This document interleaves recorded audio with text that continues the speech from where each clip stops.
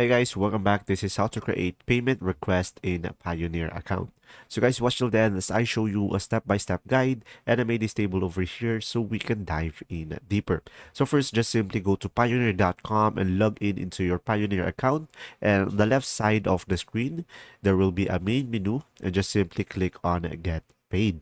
And from there, guys, just simply go ahead and select Request a Payment. And from there, just simply select a payer. But if you don't have payer from your contacts yet, just simply add a new one in order for you to proceed with this process. So just simply provide their name, email address, and country. So just simply provide their information. And from there, guys, just simply input the payment details such as the amount, the currency, and the due date of this request.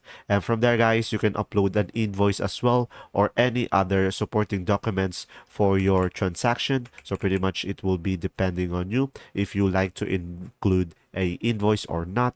So from there, after that, just simply click on preview to review the email that will be sent to you, the payer. And from there, once you are done, just simply click on request payment so you can finalize and send the request. And there you go. If you found this video helpful, please like and subscribe. Thanks for watching. See ya.